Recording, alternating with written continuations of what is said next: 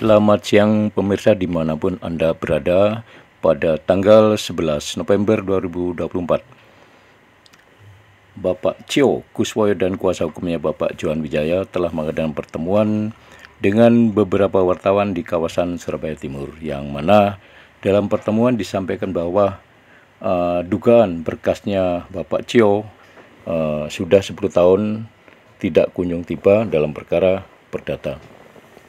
Dalam undang-undangnya, Pak Cio menyatakan bahwa sulitnya mencari keadilan di Pengadilan Negeri Surabaya benar-benar dirasakan oleh Bapak Cio Kuswoyo.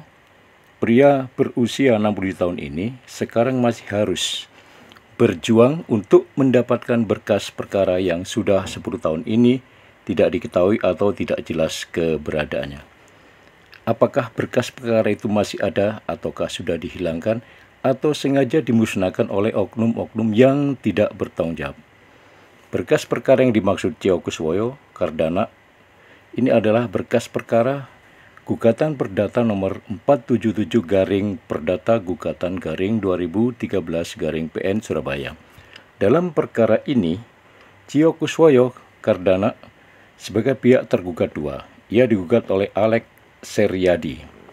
Lantas bagaimana Cio Kuswoyo bisa menjadi korban ketidakadilan yang hingga sekarang ini masih terus menuntut haknya di Pengadilan Negeri Surabaya? Cerita ini diawali pada tanggal 13 Desember 2005. Cio Kuswoyo membeli sebidang tanah seluas 917 meter persegi di lokasi Mulyosari, BPD Blok 1, Kecamatan Mulyorejo, Kota Surabaya, dan disahkan oleh Notaris Patrianto Yusuf SH dengan nomor SHM 2833. Merasa sudah disahkan notaris, selanjutnya di tahun 2006, Cio Kuswoyo melakukan pembangunan 1 unit rumah seluas 104 meter persegi. Namun tiba-tiba datanglah seorang yang bernama Alex Seryadi mengaku sebagai pemilik tanah dengan menunjukkan bukti SHM. Melihat itu, Cio Kuswoyo juga menunjukkan SHM-nya juga atas tanah tersebut. Saya pun bertanya ke Alex tentang sertifikat tanah itu. Setelah saya lihat, ternyata sertifikat yang dimiliki Alex Seryadi itu ada perbedaan, ujar Cio Kuswoyo. Kemudian Kuswoyo berdasarkan SHM nomor 511 yang dibawa Alex Seryadi, jika dibandingkan dengan SHM nomor 2833 miliknya, terdapat beberapa perbedaan, di antaranya berkaitan dengan luas tanah dan letak tanahnya.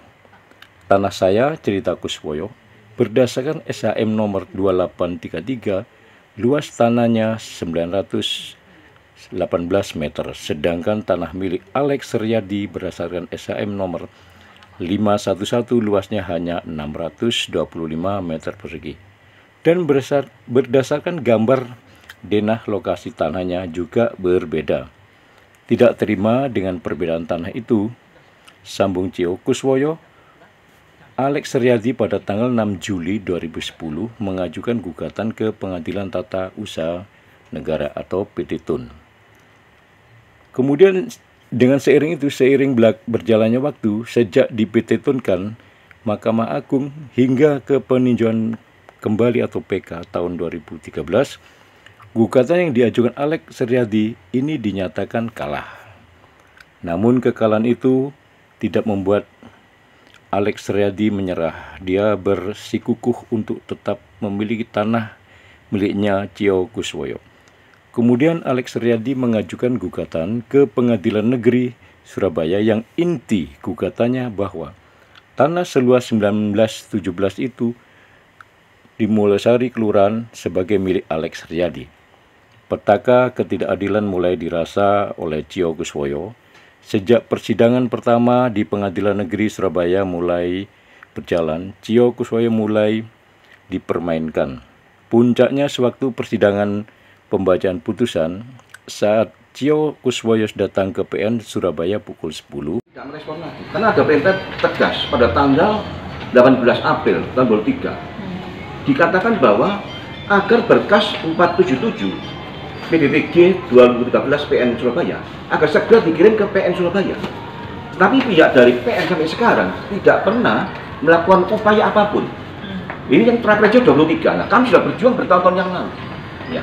Nah, di sini sebenarnya ada nebis in idem, cuma di dalam para penegak hukum ini dia nggak melihat. Harusnya perkara ini ditolak.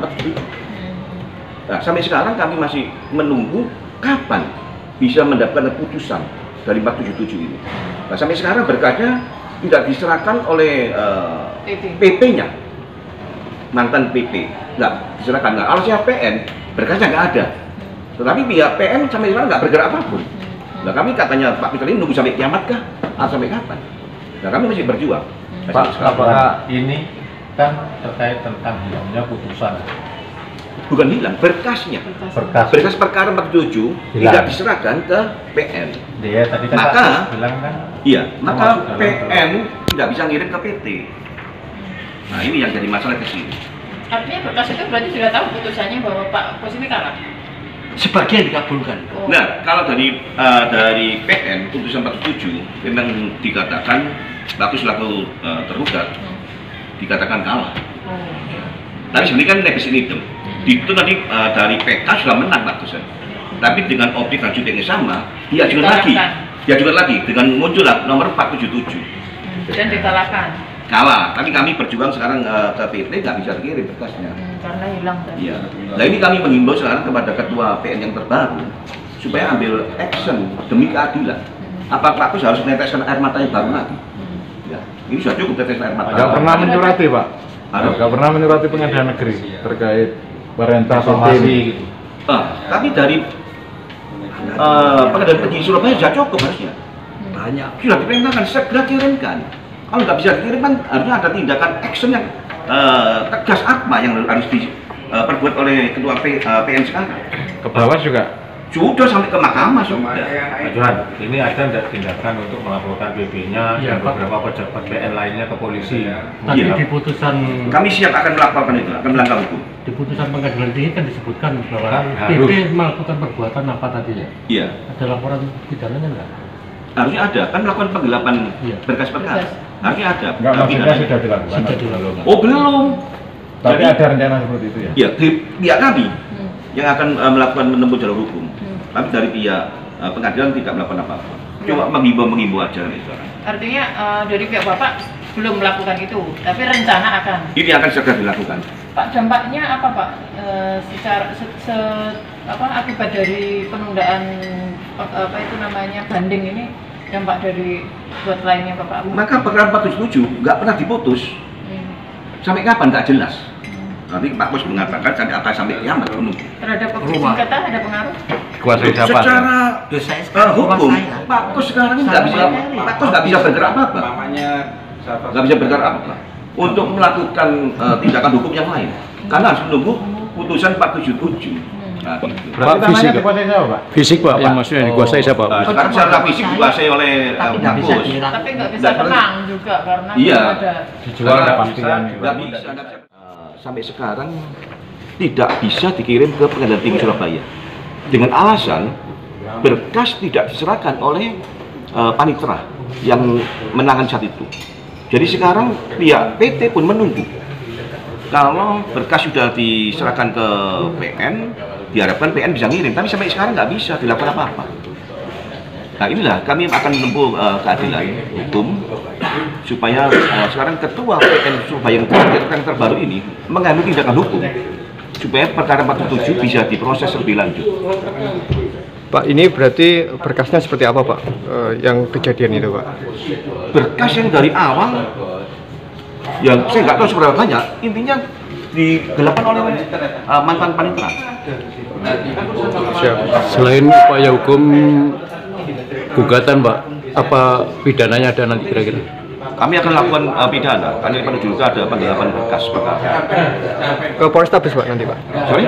Laporan polisinya ke Polrestabes Pak? Atau ke Polda? Ke Polda lah? Ke Polda Jatim. Siap, terima kasih Pak. Terima kasih. Itu berarti tidak bisa diakses. Tapi muncul